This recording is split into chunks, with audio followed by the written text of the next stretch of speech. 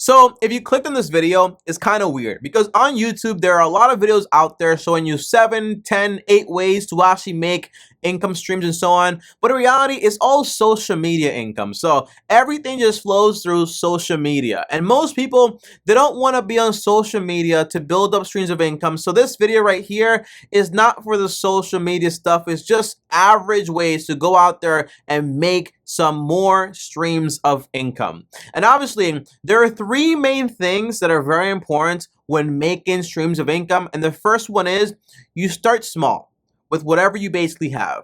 Second is you go ahead and you always reinvest the profits. That's very important. Don't make some money from one stream and then take it and have a feast. The answer is no.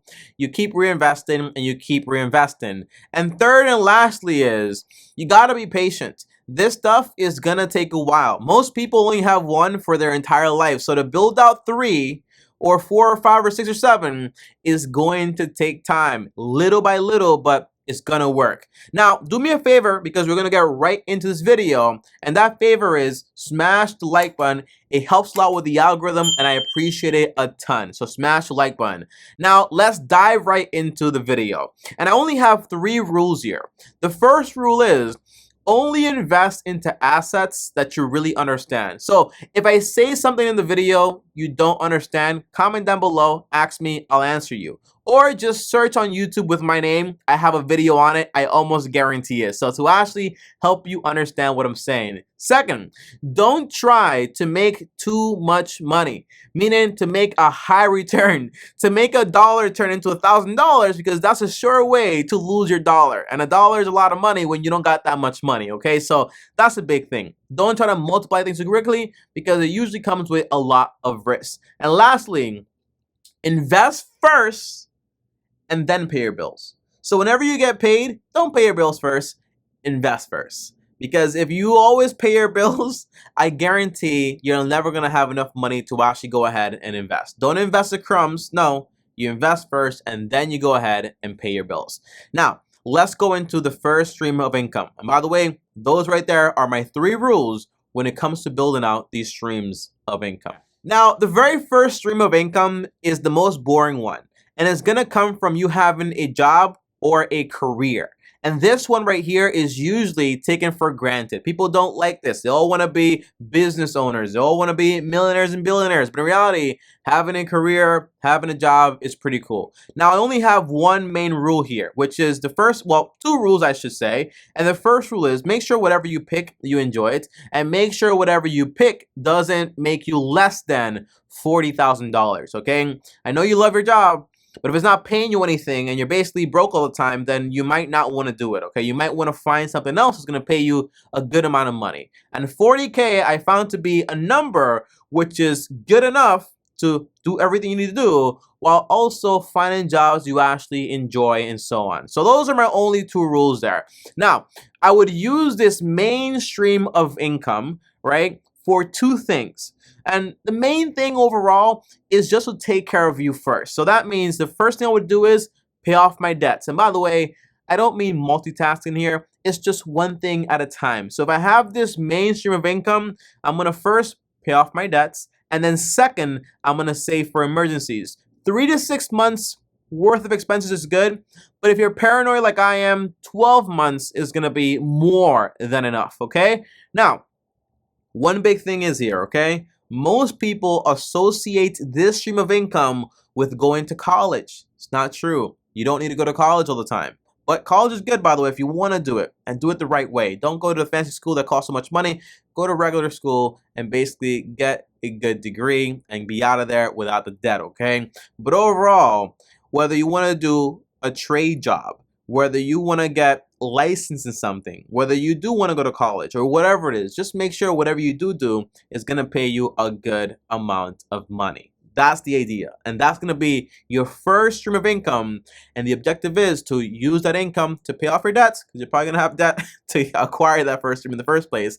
And then also to go ahead and save for emergencies. That's what I would use that money for initially. Now, the second stream of income is going to be investing into the stock market. Now, this is very complex for most people, but in reality, it can be simple enough to the point where it's 100% passive and you don't have to do any work. And the answer to doing this way is just investing into boring investments like index funds and ETFs that track indexes. Now, that's exactly what I do. Now, all these words coming out of my mouth, if it doesn't make sense to you, index funds, ETFs, look it up on YouTube, TommyBryson. I have a video on this stuff. But the overall idea is you're going to be buying a basket of investments instead of buying one investment. And this way you carry a lot less risk. And what this basket does is track a certain part of the market. So if the market makes overall 8% or 12%, you're also going to make that 8-12%. And all you have to do is invest your money into it, and there's nothing else you need to do. That's the cool thing about boring investments, and that's why I like them so much. Okay, now, what I don't mean is invest into NFTs. Invest into Bitcoin, okay? Because these are very lucrative ways of making money, but very lucrative ways to lose your money. And everyone right now is so fanatic about investing into an ape or into a cyberpunk or whatever you want to call them. Now, this reminds me a lot of, you know what a tulip is? You know what it is? A tulip? A tulip is like a flower. And back in the 1600s, people really believed that this tulip flower basically had a bunch of value and the price is going to go up forever.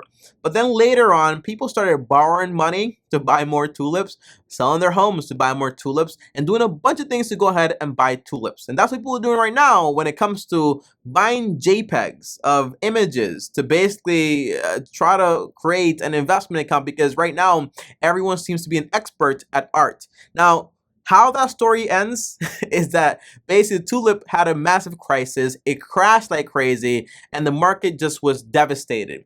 And after the smoke was over, people were like, well, what idiots? Like, why would you put your money into a flower? It makes no sense. Why would you put your money into a JPEG, into an ape, into a cyberpunk, into a little dragon? You know, and I'm not saying it's like super crazy or stupid, but it kind of is. When it comes to trying to put your money for your retirement funds into those type of investments, that's not what I'm talking about here. So that's not what I recommend. Just being honest, just being real, not my style. I'm not going to make it any prettier. However, though, when it comes to the boring stuff like index funds and so on, putting your money into things that actually do something, and you're actually a part owner of a business in a sense, well, the answer is you got to take a piece of your first income stream, which is going to be your job. That piece I recommend to be 10 to 20% of your income. So you grab that 10-20% of your income and you're going to invest it. Tommy, into what? The answer is going to be, first, most people have a career where their employer is going to give them a match if they invest money into a 401k. This saves money for taxes for the employer, and it also helps you. So it's kind of like you help me, I help you. That's how they do it, okay? But if your employer gives you a 401k match, the answer is ask them, what's the max, M-A-X, match that I'm actually going to get here? And when they tell you, you want to basically invest your money to get the max amount of money out of them for free, because it's all free money. If I invest $1 and you give me $1 for free, that's awesome. I'm not going to get that anywhere else. So you want to take advantage of that. Now, if you have money left over, once you're done investing at 10-20% and you're basically maxing it out for the match, the answer is you can open up a Roth IRA account, okay? This is a retirement account, and you invest your after-tax dollars into it. So there is no tax benefits here as far as like, hey, if you invest here, we take money away from your taxes. No, but there is a tax benefit in the sense that whatever money you invest here is going to grow tax-free, and in the end, you can take it out without paying any taxes whatsoever. That's very cool. But remember, this right here is just an account. And there is a max. The max is $6,000 a year. That's around $500 per month. Most people, they can't max that out. It's a lot of money to max out at just 10 to 20% of your income. So if you can max it out, great. But remember, this is just an account. So if you send money over there and you don't pick your investments within the account, the index funds and so on, it's not going to do anything. So you got to pick your investments. Now, what would you invest into? Well, first, remember what my rule? You got to know the assets you're going to invest your money into. So a great book to break down index funds is called The Little Book About Common Sense Investing by John C. Bogle, the guy who actually created the first index fund. And now if you want to copy exactly the way I invest, I have a link down below to M1 Finance, which is a brokerage that I use to basically invest my money for me into the investments that I basically picked. And it's all automatic. It's very easy, and it's also free, and it doesn't cost me any money, and it won't cost you any money either. If you want to copy the way I invest, the link is down below. But before you copy what I do, make sure you know the reason why I do what I do. So that video is important. Well, that book is important. If you want a video on it, look up TommyBryson Investing, and you'll find a video showing you exactly why I invest the way I invest. So that's that. So an example here is, okay, if you were to invest $300 per month for the next 30 years at a 12% return, you'll have around $973,000 or so. And if you don't think that's a lot of money, ask your parents if they have $1 million. Ask your grandparents if they have $1 million. The answer is probably going to be no, they don't. So although it sounds like, well, 30 years is a long time, your parents are probably 30 years older than you are, and they don't have it. So you might as well have that money. So invest that money for your future. That's my advice. Now, some advice here too is, first, don't get frustrated if your 10 to 20% is not a bunch of money. It's fine. Little by little, this money is going to compound and add up to a lot of money in the future. Second, a reasonable return to make from the stock market if you're doing passive investing into index funds is going to be 8 to 12%. If you're expecting 15, 20, 30%, that person is probably lying to you. So I wouldn't do it, okay? 8 to 12% is the average and has been for the past 50 years. So that's why I'm giving you that number. And third, remember to try to set this whole thing up automatically so that way you don't have to think about it. So whenever you get paid, the money gets invested automatically. So you invest first and then you pay your bills after. Remember, that's a very cool way to actually get it done so you don't end up saying, I don't have enough this month, or I'm not going to invest that much this month, okay? So a very good way to do what you need to do first. Now, the third and last stream of income here can come from real estate. Now, me personally, I just bought my first property ever, which is a personal property for me, last year. Now, this property gives me two things. It gives me security, and it also lowers my cost of living by a lot. So I would not buy rental properties until I own my own home and it's fully paid off. And that's why now I'm looking into buying rental properties. It's basically, I have my own home, it's fully paid off, I don't have to worry about paying anyone. And this gives me a massive amount of security. Remember, guys, okay, my strategies, guys, they're very boring. They're very slow. But in the end, they make you rich, and they also, it kind of makes the whole thing a lot more simple with a lot less worry about, well, what if this happens? What if that happens? To you, it won't matter because you're basically fully prepared for all the things that might go wrong. Now, when investing into rental income, I basically have 3 rules. The first one is you want to put down at least 20 to 50% down payment on this property. The more equity you have, well, you avoid PMI, prior mortgage insurance. You also have a lower payment. And on top of that, you'll be done a lot faster depending on how much equity you basically have in the property. Second thing is this, okay? You want to make sure whenever you're buying this property for investing, you're not buying at the market price. Meaning that if properties are going for 100K, you don't pay 100K. You're paying sticker price, right? You want to pay below that. You want to get a discount of at least 20 to 50% discount. This way, as soon as you buy the property, you already made money. Because if I buy a property next to you and your house is worth 100K and I bought this one for 80K, I can remodel a little bit of it, then I already have, the market value goes up instantly and I already have built-in equity into the property. That's one reason I do it. On top of that, the third little rule here is make sure the deal makes you money from the very beginning. So it makes you money from buying below the market price, but it also makes you money from the cash flow you're going to be receiving from wherever you're buying the property from. Because in this case, you're going to be financing. But if you don't finance, then obviously it's going to make you money right out. But if you're basically going to be financing, make sure after all the expenses, you're still going to make some profit. Now, does that mean you have to make $300, $200 a month? The answer is no. You can make $15, $12, $5, as long as it's basically positive and all the numbers basically make sense. I know it sounds crazy, but I'll break it down a little bit more later in the video, but which is basically like right now because the video is about to be over, okay? But here's one example that I do want to show you guys, okay? So right here, by the way, I live in Puerto Rico. I moved down here to save money on taxes if you didn't know. But right here is a property. This property right now is going for $150,000. This area, I know it very well. So I know this property for $150 is basically market value. And it's actually not market value, it's maybe even more expensive because right now the real estate market is a little crazy. But if I can find a home for a discount, maybe for example, hey, I don't want to pay that much, maybe $100,000, right? Or $104,000, negotiate down, right? The answer is I can get a massive discount. Same area, just a home where if I invest a little bit of money into it, I already have some built-in equity because I'm buying at a massive discount. To me, that's awesome. That's what I'm looking for. So I buy this property, maybe like, let's say 3-bedroom, 2-bath. I know I can rent it out for $800. $800 per month.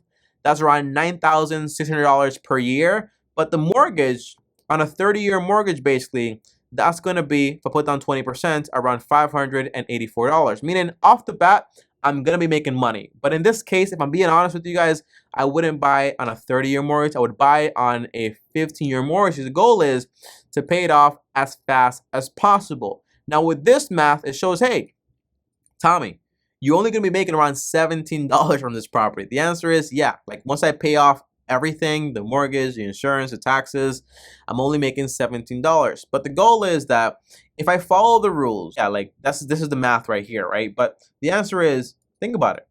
If I have a paid off home, if I have no debt, and on top of that, if I have an emergency fund, I have free cash flow for my first income stream, right? After I'm done investing money into the stock market. So with that extra money, I can basically grab that money and pay extra towards this rental property and be done paying it off even faster. So let's say the money I would put in usually towards my own mortgage, which is might be, for example, $1,000 a month.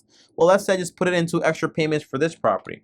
Now, what does that mean? It means if I put down an extra $1,000 per month on this property, I'll be done with this property in approximately basically 4 years, right? And that means in 4 years, I'll have an income stream of around $9,600 minus the taxes, obviously, minus the insurance, but there's no mortgage on it and there's no crazy debt on it. So basically, I just have it and it's fully mine. So imagine every 4 years, you buy a property and you're constantly paying them off, paying them off, paying them off. The next one is going to be a lot faster to pay off. Now, there is one rule here that I follow. First one is, okay, I would not go ahead and buy another property until I'm done with the first one. You see this a lot. In certain markets, there are a lot of deals out there, but you don't have a lot of capital, but you can get other people's money or OPM and just buy a bunch of them. But then you have a bunch of these homes. They might be positive, but if you run into trouble where people don't pay you rent